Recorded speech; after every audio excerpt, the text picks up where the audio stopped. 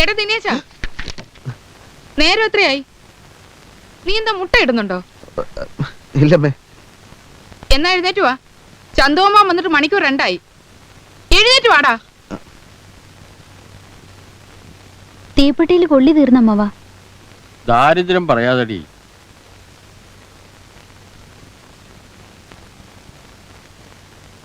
എന്താടോ ഒരു തീപ്പെട്ടി വാങ്ങിക്കൊണ്ടുവരാൻ പോലും ഇവിടെ ആളില്ലേ? ഞാൻ ഓർമ്മിപ്പിച്ചിരുന്നു അമ്മവാ. കല്യാണം നിശ്ചയിച്ച പിന്നെ ദിനേശിട്ട് ഈ ലോകത്തൊന്നുമല്ല. മുറി അടച്ചിട്ടിരുന്നു ഒരേ ചിന്ത എപ്പോഴും. ഇവനെ ഏൽപ്പിച്ച ഒന്നും നടക്കില്ല. ചേട്ടൻ തന്നെ ക്ഷണിക്കാൻ തുടങ്ങിക്കോളൂ. ടൗണിലൊക്കെ ഞാൻ പറഞ്ഞു കഴിഞ്ഞു അമ്മാവാ. ഈ നാട്ടിലുള്ള ഒരാളെ ഒഴിവാക്കണ്ട, എല്ലാവരെയും ക്ഷണിക്കണം. എന്റെ ആദ്യത്തെ കല്യാണല്ലേ, അല്ല ഈ വീട്ടിലെ എന്റെ ആദ്യത്തെ കല്യാണല്ലേ. അങ്ങനെ ഇപ്പൊ കല്യാണ മഹോത്സവം ഒന്നും നടത്തണ്ട. മൂക്ക് മുട്ട തിന്ന് ഏമ്പക്കം വിട്ട് സദ്യക്ക് കുറ്റം പറയാൻ കുറച്ചു പേരെ ക്ഷണിച്ചാ മതി. അത് പോരാ, അത് പോരാ. നീ ഞങ്ങള് പറയുന്ന അങ്ങ് അനുസരിച്ചാ മതി. അല്ലെങ്കിൽ ഇപ്പൊ അതിന് മാത്രം പണം എവിടുന്ന? പ്രസ് നടത്തി നടത്തി നീ ഒരു വഴിയാക്കിയില്ലേ? ഇനി സമയമില്ലടോ. താലി പണിയിപ്പിക്കണം, ഡ്രസ് എടുക്കണം, പന്തലിനുള്ള ആളുകളെയൊക്കെ ഏർപ്പാടാക്കണം. മൈക്ക് സെറ്റും പാട്ടും വേണം. അയ്യരാ, മൈക്ക് സെറ്റും പാട്ടും എന്തിനാ? ഭിക്ഷക്കാരെ അറിയിക്കാനോ? അല്ലേലും അതൊക്കെ ഒരു പഴഞ്ചൻ ഏർപ്പാടാ. അല്ല പിന്നെ. ആ ചേട്ടാ, പ്രകാശിന്റെ കത്തുണ്ടായിരുന്നു. അവൻ കല്യാണത്തിന് വരില്ല അത്രേ. ജോലി ചേർന്നല്ലേ ഉള്ളൂ, ലീവ് കിട്ടാൻ പ്രയാസമാണെന്ന്. വേണ്ട, പിന്നെ വരട്ടെ.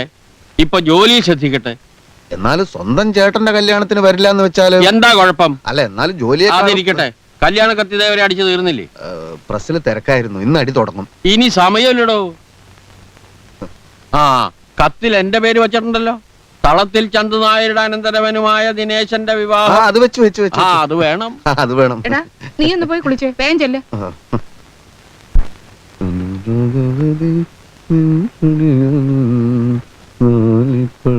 പൊഴിയും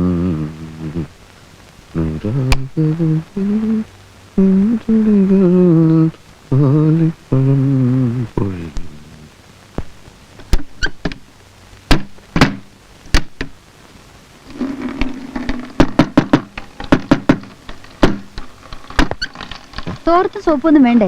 ഞാൻ മറന്നു. ആ പിന്നെ അമ്മയുടെ അമ്മാവന്റെ മുമ്പിൽ വെച്ചുള്ള നിന്റെ സംസാരം എനിക്ക് തീരെ ഇഷ്ടായില്ല. ഒരു മൂത്ത സഹോദരനോട് ഇങ്ങനെയാണോ പെരുമാറുന്നത്? സത്യം മാത്രല്ലേ പറഞ്ഞുള്ളൂ. എന്തിനാ ഇത്ര വെപ്രാളം പരിവശമൊക്കെ?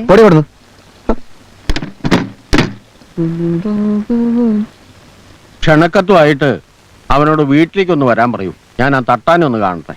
ആ ചേട്ടാ, ദിനേശന്റെ കാര്യം ചേട്ടൻ അറിയാവല്ലോ. വിഡ്ഢിത്തങ്ങളെ കാണിക്കൂ. എല്ലാ കാര്യവും നല്ലപോലെ ഒന്ന് ഉപദേശിച്ചു കൊടുക്കണം.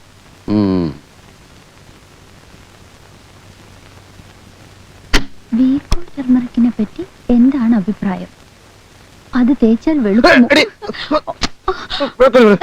നിന്റെ ധിക്കാരം കൂടെ കൂടുന്നുണ്ട്.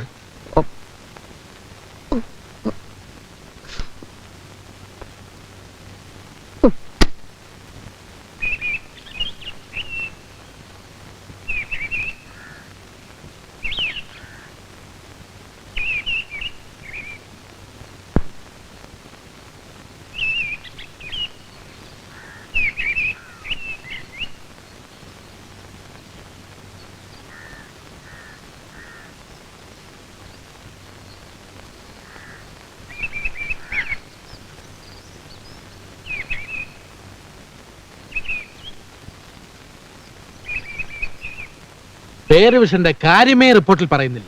നമ്മുടെ ഒന്നും ഫിക്സേഷൻ തന്നെ ശരിയായിട്ടില്ല, പിന്നല്ലേ റിവിഷൻ? ഫയൽ ഫോർവേഡ് ചെയ്തിട്ടുണ്ടല്ലോ. GACD 17/89 date 12/189. അത് അറിയേഴ്സിന്റെ ഫയലാ. പറഞ്ഞതുപോലെ അരിയേഴ്സും ഉണ്ടല്ലോ. ആ അരിയേഴ്സ് എന്ന് കേട്ടപ്പോഴാ ഓർത്തത്. അരി തീർന്നു കേട്ടോ. നമ്മുടെ എക്കോണമി ആകെ തകിടം മറിഞ്ഞിരിക്കുകയാണ്. എൻസും മീൻസും സൗത്ത് പോൾ, നോർത്ത് പോൾ. പോട്ടെ, ഒരുപാട് ടൈപ്പ് ചെയ്യാണ്ട്. ശരി, അവരുടെ മുമ്പ് വെച്ചാണോ അരി തീർന്ന കാര്യം പറയേണ്ടത്? അരി തീർന്ന പിന്നെ പറയണ്ടേ? കുറച്ചു ദിവസമായി ഞാനിത് കാണാൻ തുടങ്ങിയിട്ട്. നിങ്ങൾ ബാച്ചിലേഴ്സ് മാത്രമല്ല, ഞങ്ങൾ കുറച്ച് ഫാമിലീസും ഈ ഏരിയയിൽ താമസം ഉണ്ടെന്നുള്ള ഓർമ്മ വേണം. മനസ്സിലായില്ല. സ്ത്രീകൾക്ക് ഇതിൽ വഴി നടക്കണ്ടേ? അവരെ കമന്റ് അടിക്കുക, കണ്ണിറുക്കി കാണിക്കുക, വശീകരിക്കാൻ ശ്രമിക്കുക. മനുഷ്യന്മാരായാലും കുറച്ച് സദാചാര ബോധമൊക്കെ വേണം. ഇയാൾ എന്തോ ഈ പുറമെന്ന്? ഈ നാട്ടിലെ സ്ത്രീകളുടെ ഉത്തരവാദിത്വം മുഴുവൻ താൻ ഏറ്റെടുത്തിരിക്കുകയാണോ? എനിക്കൊരു മനസാക്ഷിയുണ്ട്, അതുകൊണ്ടൊന്ന് ഉപദേശിച്ചതാണ്. നിങ്ങൾ നല്ലവരായി ജീവിക്കണം, ചീത്ത മാർഗത്തിലൂടെ സഞ്ചരിക്കരുത്. എല്ലാ ഭാരതീയരും നമ്മുടെ സഹോദരി സഹോദരന്മാരാണ്. വരട്ടെ.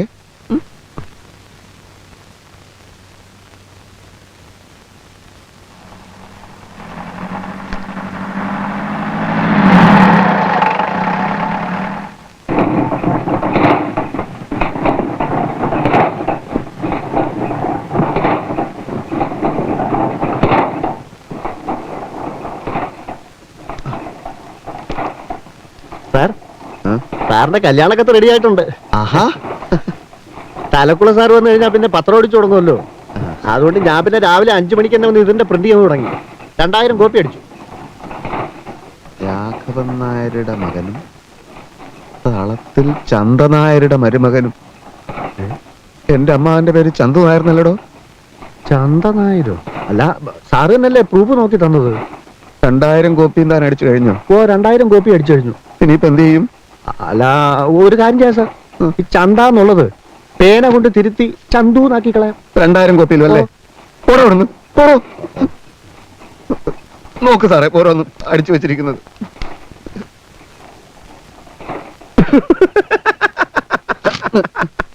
ഇതൊക്കെ അവനവന് പറ്റുമ്പോഴേ പഠിക്കൂ. അക്ഷരാഭ്യാസം ഇല്ലാത്തവനൊക്കെ പിടിച്ചിട്ട് കമ്പോസിറ്റർ ആക്കിയതിന്റെ ഫലേ ഞാനും എന്റെ പത്രം അനുഭവിച്ചുകൊണ്ടിരിക്കുക.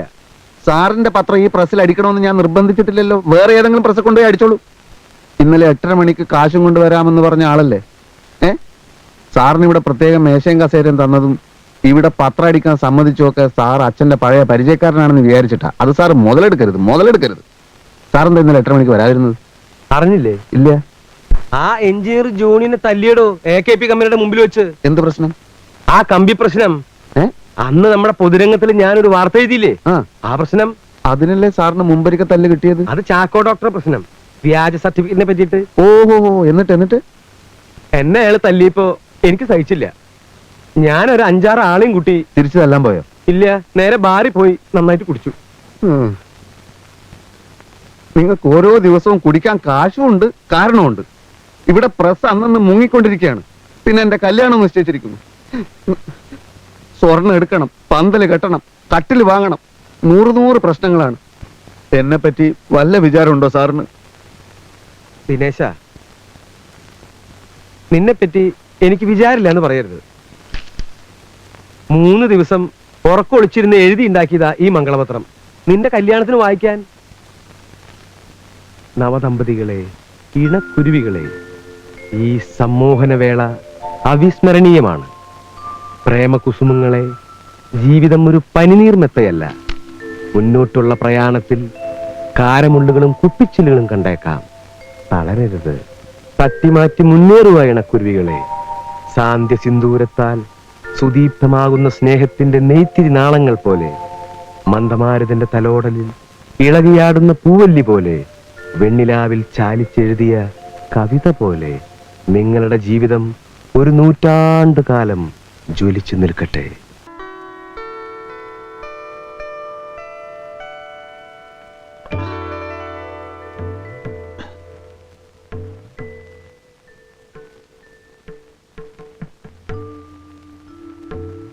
ശോഭെ, ഞാനൊരു കലാകാരനാണ്, ചിത്രകാരനാണ്. നന്നായി പാടുകയും ചെയ്യും. പക്ഷെ ഇപ്പൊ പാടുന്നില്ല. അമ്മയും തങ്കമണിയൊക്കെ കേട്ടാ മോശല്ലേ? അല്ലേ ശോഭെ? പറയൂ.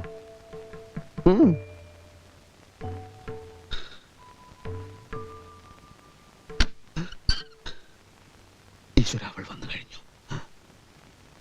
വരൂ ശോഭെ, നിർണായകമായ നമ്മുടെ ആദ്യരാത്രിയിലേക്ക് കടന്നു വരൂ. എന്താ മടിച്ചു നിൽക്കുന്നത്? കടന്നു വന്നോളൂന്നേ, ഒട്ടും മടിക്കണ്ട. വരൂ, കടന്നു വരൂ. ചേട്ടാ ദിനേശ, അമ്മ, നീ ഇത് ആരോടാ ഈ സംസാരിക്കുന്നേ? എടാ, ആ പന്തലുകാരന് കാശ് കൊടുത്തു വിട്.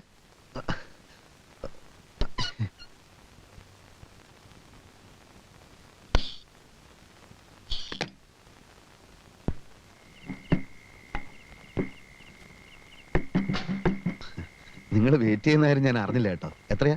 250.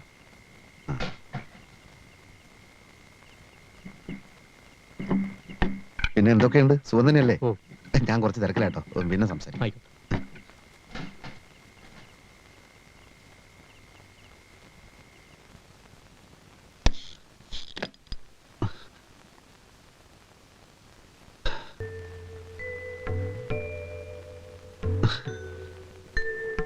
അന്ന് പെണ്ണ് കാണാൻ വന്നപ്പോ ശോഭ ഉടുത്തിരുന്ന പച്ച സാരിയും നീല ബ്ലൗസും എന്ത് നല്ല ചേർച്ചയായിരുന്നു.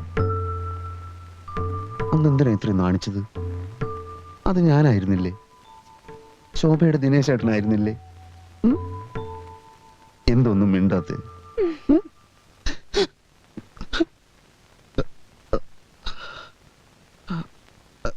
ഞാൻ ഈയിടെ കണ്ട ഒരു നാടകത്തിലെ ചില സംഭാഷണങ്ങൾ ഓർക്കുകയായിരുന്നു.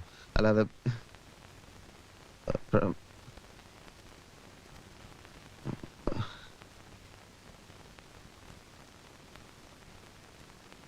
ചെറുപ്പം മുതൽ പൂക്കൾ എനിക്ക് വലിയ ഇഷ്ടമാണ്.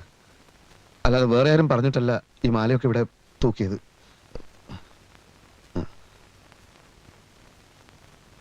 എന്റെ വക ആദ്യമായി ഒരു സമ്മാനം.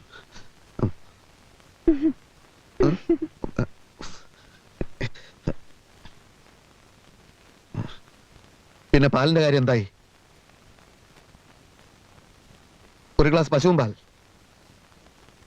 അല്ലേ വേണ്ട, ഇനിയിപ്പോ ലേറ്റ് ആയി പോയി. എല്ലാരും ഉറങ്ങിക്കാണും. ആദ്യ രാത്രി എന്ന് പറഞ്ഞാല് എനിക്കൊരു പേടിയുമില്ല. എന്തിനാ പേടിക്കുന്നത്? ശോഭക്ക് പേടിയുണ്ടോ? എന്ത് പേടിക്കാനല്ലേ? അയ്യോ,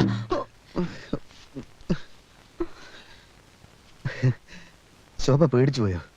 ഇതൊക്കെ സാധാരണയല്ലേ?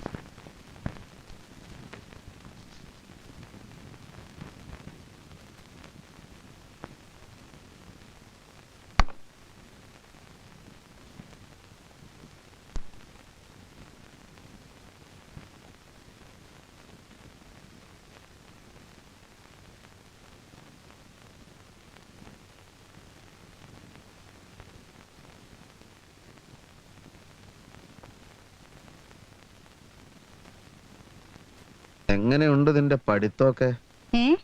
നിന്റെ പഠിത്തമൊക്കെ എങ്ങനെയുണ്ടെന്ന്? പഴയതുപോലെ തന്നെ.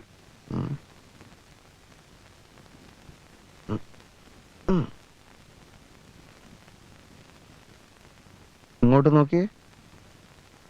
ശോഭയോട് നീ നല്ല ബഹുമാനത്തിലൊക്കെ പെരുമാറണം കേട്ടോ.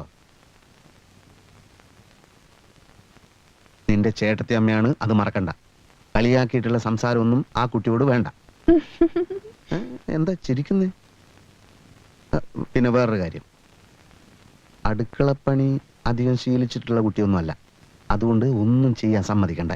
അടുക്കളപ്പണി ശീലിച്ചിട്ടില്ല ദിനേശ് ചേട്ടൻ എങ്ങനെ അറിയാം? അവരുടെ അടുക്കളയിൽ പോയി നോക്കിയിട്ടുണ്ടോ? നിന്റെ ഈ മാതിരി സംസാരമാണ് എനിക്ക് തീരെ രസിക്കാത്തത്. ഇനിയിപ്പോ ആ കുട്ടി പണി എടുക്കാമെന്ന് പറഞ്ഞാലും നീ സമ്മതിക്കണ്ട. അതാണ് സ്നേഹമുള്ള കുട്ടികളുടെ ലക്ഷണം. ശോഭ ചേച്ചി ഇങ്ങനെയൊന്നല്ല പറഞ്ഞത്. തങ്കമണി പോയി പഠിച്ചോളൂ, അടുക്കളയിലേക്ക് വരിക വേണ്ടെന്നാ. അങ്ങനെ പറഞ്ഞു? നേരം വെളുത്തപ്പ് തുടങ്ങിയതാ. പാത്രം കഴുകലും ചായ ഉണ്ടാക്കലും. അടുക്കള ഭയങ്കര യുദ്ധത്തിലാ. അപ്പൊ അടുക്കളയിൽ ഉണ്ടല്ലേ?